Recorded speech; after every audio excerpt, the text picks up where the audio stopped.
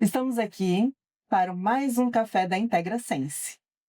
Estamos num ambiente diferente hoje, um ambiente que faz parte da nossa rotina de aprendizado aqui na clínica, nossa cozinha terapêutica. E aproveitando que estamos na cozinha terapêutica, vamos abordar um assunto que eu tenho certeza que é um desespero, já foi ou é desespero de muitas mãezinhas por aí, que é a questão da seletividade alimentar. E hoje estamos aqui com nossas nutricionistas que eu vou apresentar para vocês. Ou melhor, elas vão se apresentar.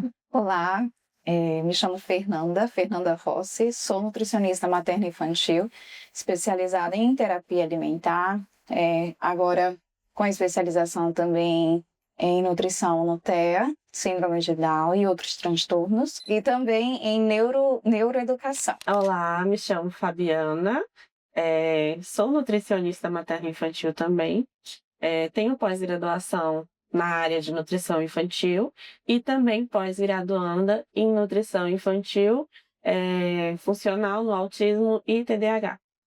Isso. Então, meninas, primeiro deixar muito claro o prazer que é poder conversar com vocês, né? Enquanto que a nutrição, ela vem realmente para somar forças, né, diante da intervenção do desenvolvimento de muitas crianças e, com certeza, qualidade de vida para muitas famílias, né? Porque a gente está falando do que é essencial, que acontece todo dia, né? A batalha que acontece todo dia, né? Então, todo dia em várias oportunidades. Então, comer, alimentar-se, né? É um momento que é desafiador em muitas famílias e poder estar com duas nutricionistas, né, conversando sobre essa temática, realmente vai ser enriquecedor. E aí a gente vai para, eu acho que a gente poderia iniciar quebrando, esclarecendo, né, quebrando algum mito ali em relação à seletividade alimentar. A primeira pergunta que eu faço, eu acho que para vocês se apresentarem, o atendimento com a nutricionista é igual a terapia alimentar? Eu acho que muitas buscas acontecem para vocês dessa forma, né? Ah, não é nutrição, é terapia. O que é o atendimento convencional em nutrição e o atendimento com foco na terapia alimentar? Então, a gente tem duas vertentes totalmente diferentes. A gente vai ter a abordagem nutricional e a abordagem terapêutica.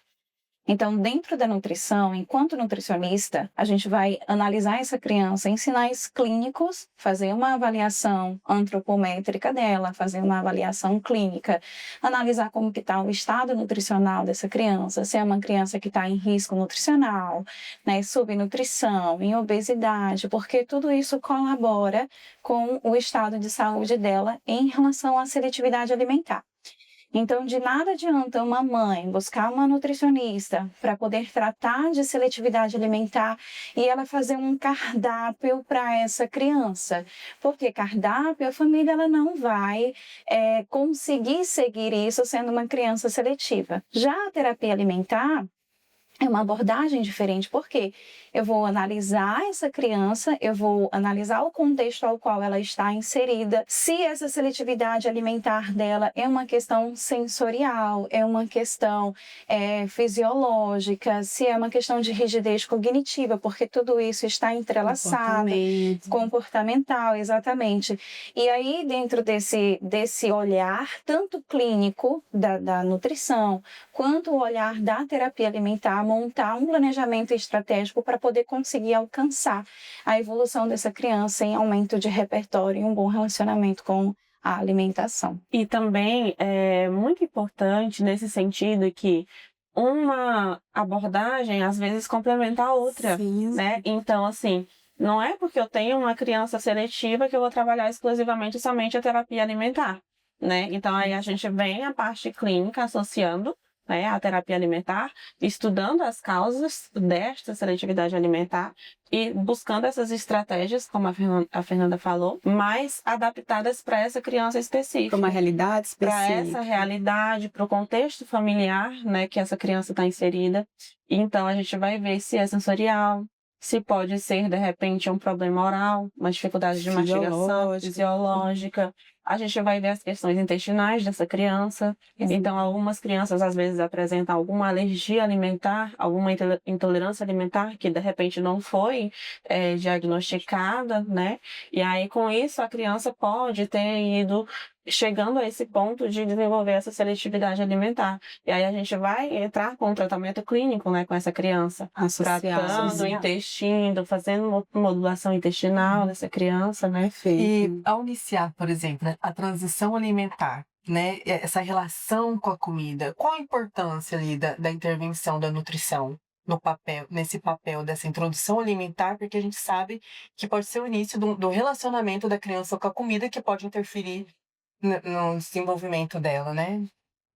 Clinicamente falando, a gente entende que o comportamento alimentar da criança, ele vai desde antes da criança ser gerada.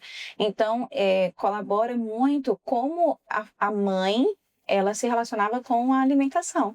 Então, eu tenho a alimentação antes da concepção dessa mãe, eu tenho uma alimentação na concepção durante todo o período de gestação. Mulheres que têm ganho de peso, que têm sobrepeso durante a gestação, que têm muito enjoo, que tem que é seletiva também, que fez uso de antibióticos, ou seja, que mexeu de forma direta na microbiota dela, faz com que a criança, né, possivelmente também venha a ter problemas em relação com a comida, seja na questão da seletividade, seja na questão de alergias alimentares, como a Fabi citou.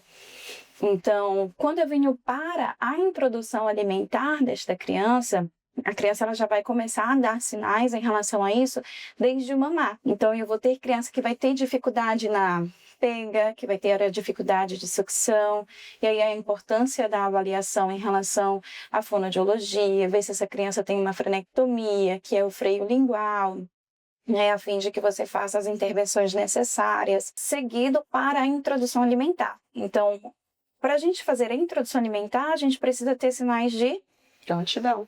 Prontidão, quer seguir a fala? Então, o que são esses sinais de prontidão? É a diminuição, né, da protusão da língua, é o sentar com o mínimo de apoio, né? Então, é pegar objetos, segurar, levá-los até a boca. Então, isso são sinais que essa criança traz de que ela está pronta para comer, né? De desenvolvimento, isso, né? Sensorial, isso. motor. Exatamente. Então, a gente precisa avaliar se essa criança está pronta para dar início ao processo. E aí entra a parte da nutrição, de fazer a orientação certinha para essa mãe e acompanhar como vai se dar essa introdução alimentar, né? Porque muitas vezes as mães recebem só um papel, uma orientação geral, uma orientação bem geral, bem básica, e aí essa mãe começa a fazer, aí a criança às vezes recusa o que é esperado, Sim. porque ela está conhecendo um mundo novo, né? E é muito distinto, até então ela só conhecia o leite, Só né? era o leite, ou materno, ou exatamente. a forma. Então essa criança ela vai descobrir que existe um novo meio de se alimentar, né? Então a gente precisa estar acompanhando essa criança, vendo como que está sendo, tranquilizando essa mãe, porque muitas mães criam uma expectativa imensa ali, agora minha criança vai comer, não vai mais ser tão dependente de mim, não vai ser mais tão dependente do peito, e aí a criança de imediato já começa a recusar, né? A cuspir, botar pra fora. A gente também tem o reflexo de gag, né? Que aí as mães associam logo, não, ele não gostou, ele tá fazendo ânsia, né? E às vezes não é isso, é esperado que a criança faça o reflexo de gag porque ela ainda não está adaptada. É uma questão fisiológica ali do organismo, do desenvolvimento da criança, né? Então, tá acompanhando a mãe nesse processo é muito importante, inclusive para a prevenção da seletividade alimentar. Né? E porque... até acalmar essa mãe, isso, né? E trazer essa tranquilidade, né? Trazer essa tranquilidade. E outra coisa assim que eu acho muito relevante a gente abordar, que a criança ela vai ter a recusa normal. Né? Faz parte do desenvolvimento, nem todo alimento ela vai aceitar, né? A gente já tem as questões da preferência. Exato. E quando que isso pode ser um problema? Quando que a mãe pode identificar, olha, isso aqui já está fora do esperado? Dentro desse desenvolvimento, a partir dos 6 meses, é importante, né, e é esperado que a criança, no levar os objetos à boca, ela também faça isso com a questão dos alimentos. Então, pegar o alimento e levar à boca, não no intuito de comer. Então, a gente, como a Fabi citou, a gente tem mães que ficam ansiosas em relação à introdução alimentar, na perspectiva de que agora vai diminuir a ingesta de leite e vai aumentar a questão da comida. Mas é importante salientar que o leite materno ele é a principal fonte de alimento até 1 ano de idade. E a alimentação, a introdução alimentar é uma alimentação que vai complementar o leite materno. A partir de 1 ano, isso vai se inverter. Então, o alimento vai ser o principal e o leite materno ou a fórmula vai ser o secundário, né? Diante disso, a gente espera que a criança ela tenha esse relacionamento, que ela consiga pegar, amassar e levar para a boca, mesmo que não seja o intuito de comer. Entretanto, a gente vai ter crianças que não têm esse reflexo. Vai ter crianças que vai ter essa ausência, né, de tocar no alimento. Ah, mas ele só brinca. Mesmo que ele só brinque, a gente vai continuar estimulando, porque ali a gente vai estar ensinando ele ter bom relacionamento com o alimento. Isso a gente está falando na faixa de introdução alimentar. Então a gente tem que derrubar o mito do que a criança não pode brincar com a comida. Com comida a gente brinca sim. E principalmente se suja. Se suja, né? A gente pode deixar a criança se sujar, Sim. brincar com a comida. Sujar o ambiente, sujar a cadeirinha de alimentação. Sujar o cadeirão, sujar quem tá oferecendo. Exatamente. Não precisa ficar limpando. Criança lavável. Limpando a boca o tempo todo. É importante ter essa sensação, né? Sim, Esse contato com o alimento. Exato. As primeiras... Então, é esperado que a criança faça isso. E quando ela não faz, a gente precisa buscar uma intervenção precoce para essa criança. Então, esse olhar que o pai vai ter da criança, mas é porque ele é assim mesmo, eu era assim. E isso, eu acho que a gente poderia até deixar bem claro para quem está assistindo o porquê. Né? O porquê que a criança não come. Né? Por que geralmente a criança não come? O que justificaria isso para quem está lá em casa, né? Para quem está passando por isso, né?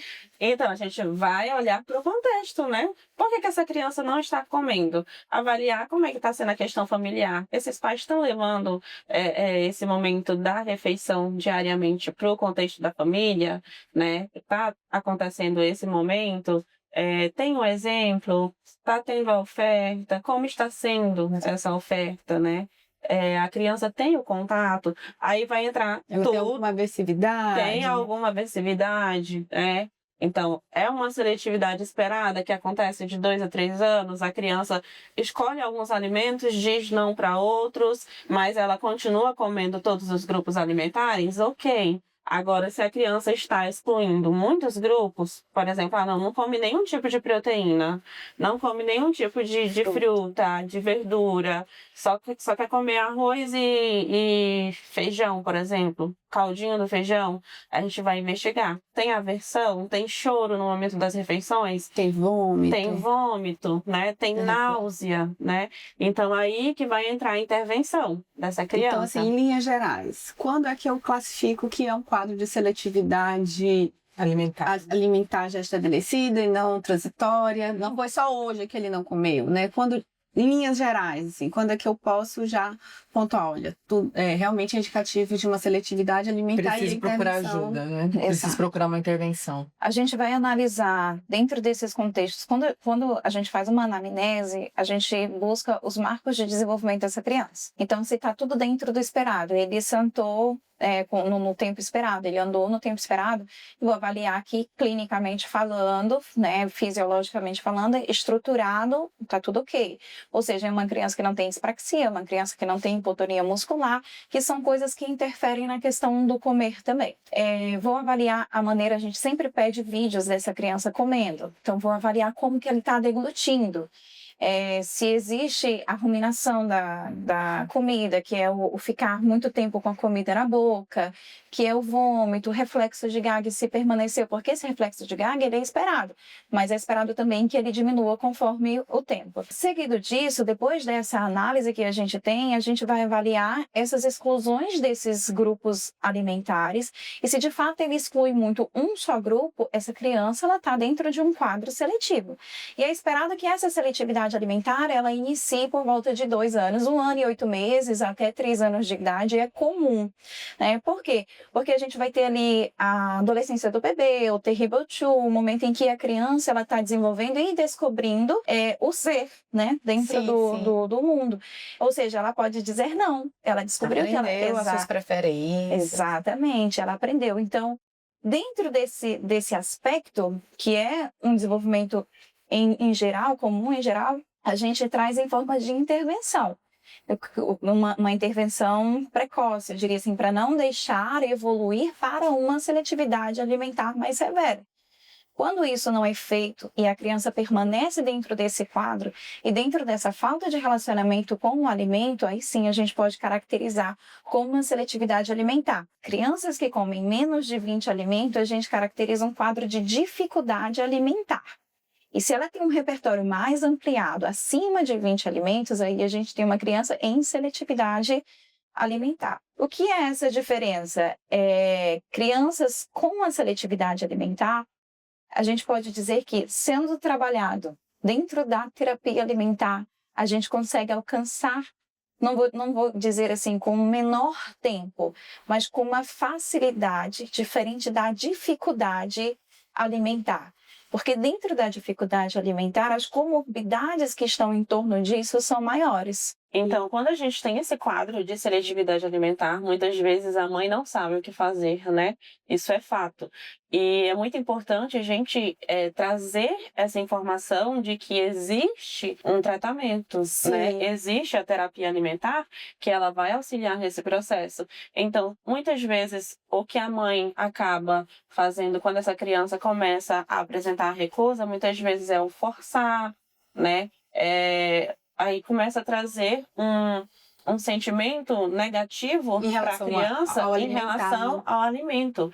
E aí isso acaba criando maiores prejuízos para essa criança, né, em relação à comida. Então ela vai apresentar uma maior recusa alimentar e é esperado que, nesses casos, a criança acaba expandindo a seletividade para mais alimentos e cada vez mais ficando mais seletiva, caso não tratada. E aí, né? chega assim, nos déficits nutricionais, no atraso em aquisição de determinados marcos. E aí a gente entra com o acompanhamento dessa criança, fazendo tanto o trabalho aqui na terapia alimentar, e também a orientação dessa família, né? A orientação, como manejar esse comportamento alimentar dessa criança. Uma coisa que eu queria entender, e as mães também de casa devem estar curiosas para entender, o que é esse TARI que todo mundo fala, assim, dentro da terapia alimentar, né? E outra coisa, assim, só crianças que têm uma comorbidade, como autismo, como TDAH, que tem essa seletividade alimentar? A gente fala de crianças típicas também, comum, que também pode ter somente o TARI. Tá, então sim. Posso? Pode.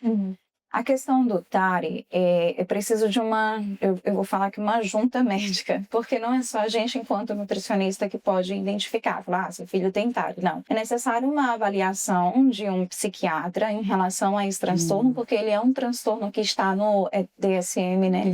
Sim.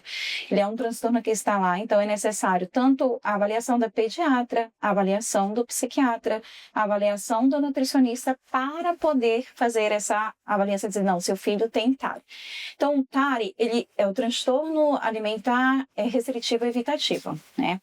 O que acontece? Não é só evitar o alimento e não comer o alimento, né? Ele tem uma questão de déficit nutricional.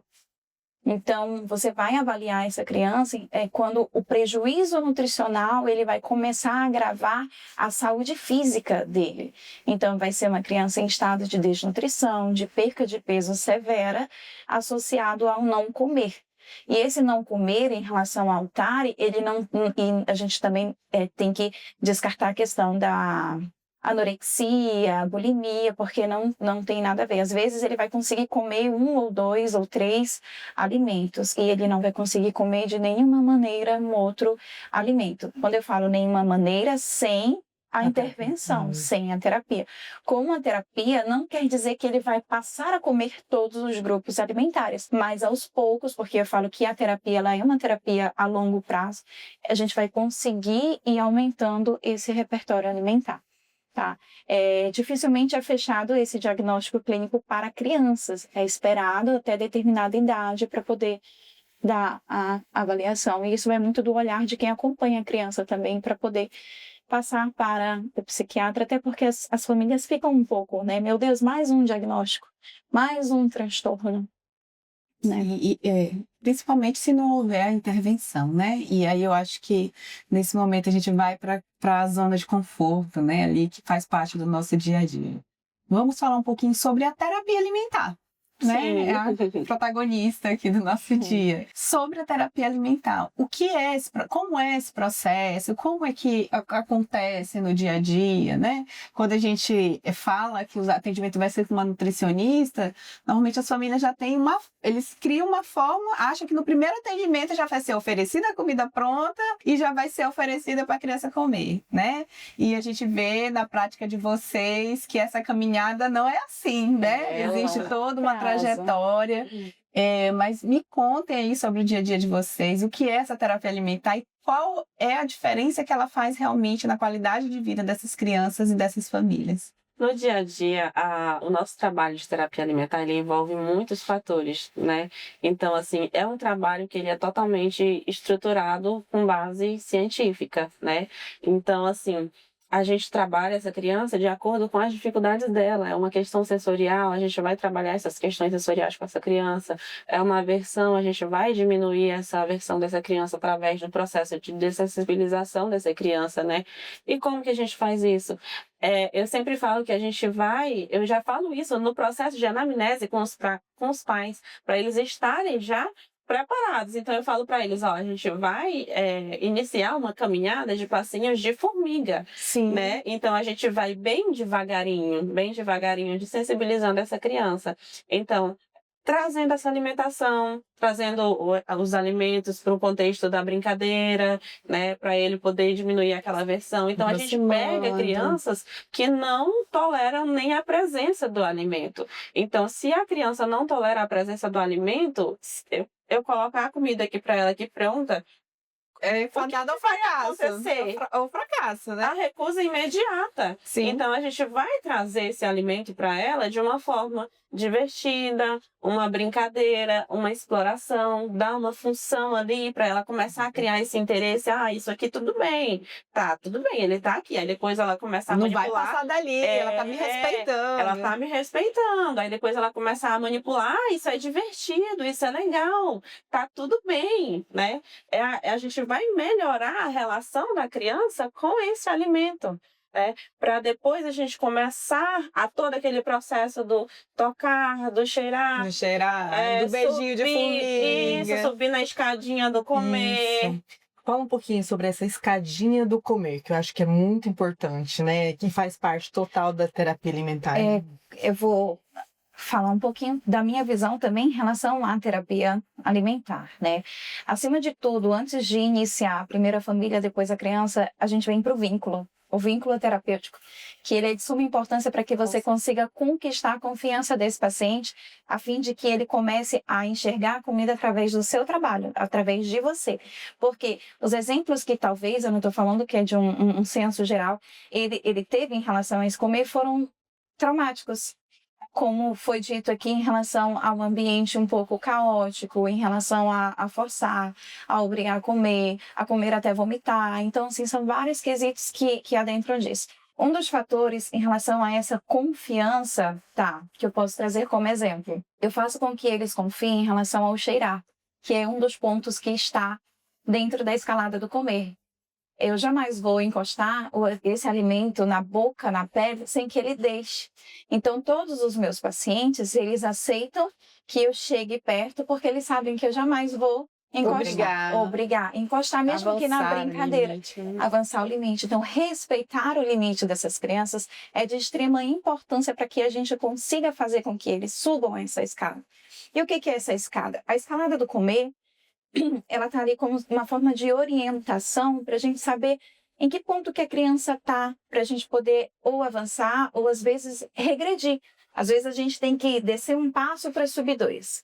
Então nós temos 6 passos até alcançar o comer. Eu vou ter o tolerar, o interagir, o tocar, cheirar, experimentar e comer. Então são esses 6 passos. Só que dentro dessa escada, eu tenho uma outra escadinha com degraus bem menores. O que seria? Lá dentro do tolerar, eu tenho tolerar no mesmo ambiente. Então, vou ter crianças que eles não suportam esse ambiente terapêutico porque a cozinha lembra alimentação. Então, eles não querem estar aqui. O que eu vou fazer? Eu vou começar a dessensibilizar ele dentro da sessão, dentro da sala, fora desse ambiente. Eu vou trazer o alimento que nós iríamos trabalhar aqui dentro da sala. Mas, às vezes, até lá dentro da sala, ele também não quer. Ele vai ver esse alimento lá e ele vai sair de perto, ele não vai querer entrar. E vai ser a hora que essa terapia ela vai ter que ir para o corredor, ela vai ter que ir para a porta e a gente vai dessensibilizando. E é uma das palavras que é muito utilizada, é a dessensibilização. E essa dessensibilização, ela é visual, ela é olfativa, ela é auditiva, e por último vai ser do paladar. Dentro do tolerar, eu tenho tolerar a mesa. Eu vou ter crianças que não se sentam à mesa, que não têm o tempo de mesa porque associa com a comida. Eu tenho tolerar no prato do outro. Então, ele precisa aceitar que esteja... E olha que não é no prato dele, né? É no da mãe, é no do pai. E depois eu vou ter tolerar próximo ao seu prato. Eu vou ter tolerar dentro do seu prato. E aí, então, a gente consegue seguir para o interagir. Porque se ela não tolera, não tem como ela interagir.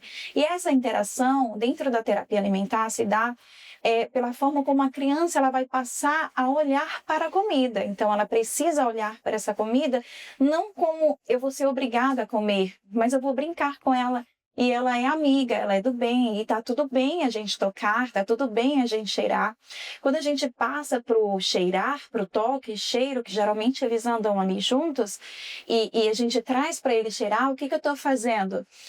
Inconscientemente, eu estou avisando para este cérebro que está em alarme o tempo todo, que tá tudo bem essa comida ficar perto da boca, não tem problema ela ficar perto da boca.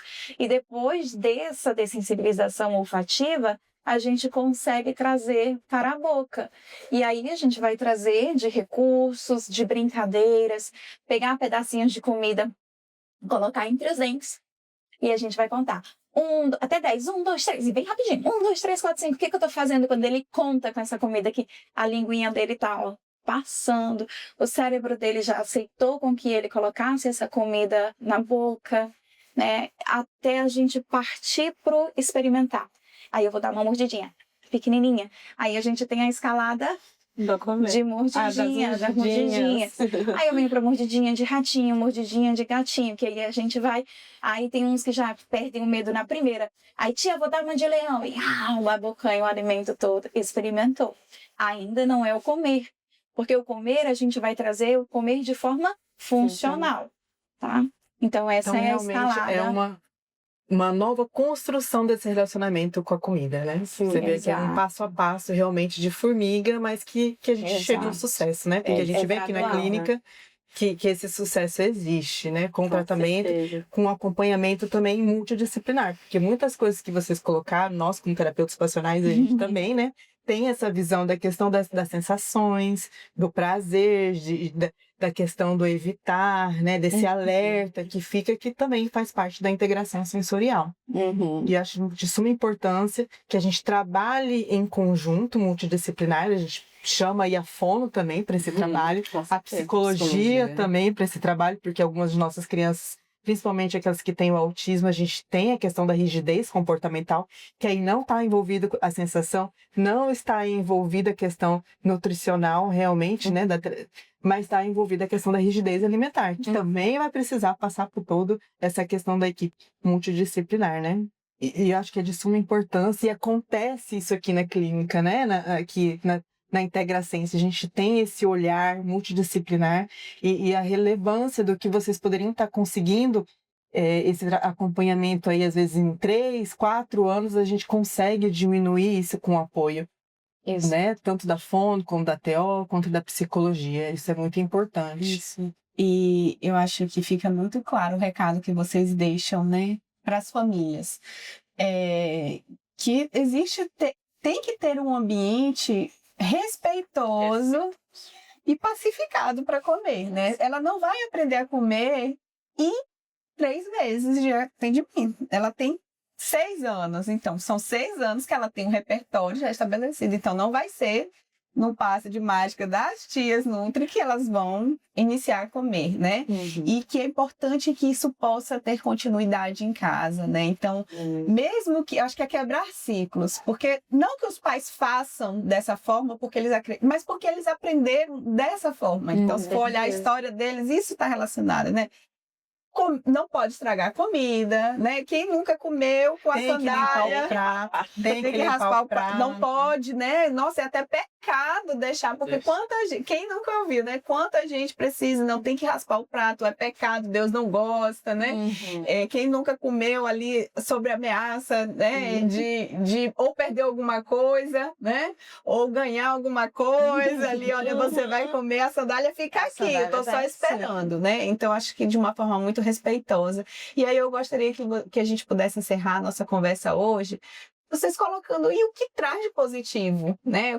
O que a gente traz de benefícios à terapia alimentar para as famílias. É importante a gente ressaltar para os pais lá que não é frescura, não é manha, né? Existe realmente uma condição, né? Essa criança pode estar dentro dessa condição e existe tratamento, existe um acompanhamento respeitoso, existe um tratamento que a gente pode aumentar esse repertório alimentar, né? E agora eu deixo a fala com vocês para encerrar e aí puxando realmente sobre a sardinha. O impacto positivo, né, da terapia alimentar. Que tem solução, gente, tem solução, calma. Isso é fato. Então, quando a gente pega esse paciente, né, toda essa dificuldade, a gente vai trabalhar essa criança aqui, né, no dia a dia da terapia alimentar. A gente vai orientar essa mãe, essa família, esse contexto, para que eles possam conseguir aplicar, né, o que a gente está trabalhando, levar isso para casa, para o dia a dia. E a gente vai tranquilizar essa família, tranquilizar essa mãe. Então, qual é o maior medo das famílias quanto à seletividade alimentar do filho? É a criança ficar desnutrida, né? Sem comer, então, isso é um padrão de saúde, comer, não, minha filha tá ótima, tá comendo é tudo. o mínimo para ele sobreviver, né? Então, a gente vai avaliar as questões nutricionais, a gente vai investigar, né, como que está o perfil metabólico dessa criança, oferecer a suplementação se necessário, né? A família ela já fica mais tranquilizada quando ela vê, não, meu filho não está comendo nesse momento, mas ele está recebendo os nutrientes que ele precisa. E enquanto isso, a gente está trabalhando aqui para que ele possa desenvolver esse processo de comer. Né? Então, assim, é de suma importância esse trabalho, principalmente associado à família, né? Então, assim, a gente sozinha, a gente não consegue. Então, a gente precisa do engajamento dessa família nesse processo de terapia alimentar para que ele possa levar esse comer para casa. E tem uma questão social importante, né? Tanto de estrutura familiar, mas realmente, socialmente, como lida com isso, sair para comer, ir para o aniversário e poder aproveitar, né? Realmente elevar a qualidade de vida, não só para a criança, quanto para a família, né? Exatamente. Realmente isso. Então, lembrando que a mesa, ela é um lugar de conexão, ela não é um lugar de conflito. É o momento em que a gente pode reunir a família, conversar sobre o dia a dia. Além de tudo, a gente tem que lembrar que a alimentação, ela vai funcionar pelo que ela vê e não pelo que ela escuta. Então, é nesse momento que a gente vai trazer exemplos para os nossos filhos e deixar esse neurônio espelho funcionar. Isso aí. Então, a gente encerra, né, essa conversa. A gente poderia passar mais tempo aqui conversando, porque ainda tem pauta ainda. Muito assunto. Mas para você que nos assistiu até aqui, ficou curioso, quer vir, viu que a gente pode ajudar vocês, venham à IntegraSense conhecer o nosso trabalho. Vai ser muito bom ter você aqui e esclarecer o que você tiver de dúvida e contribuir no que for possível para a melhoria da qualidade de vida do seu filho, da sua família.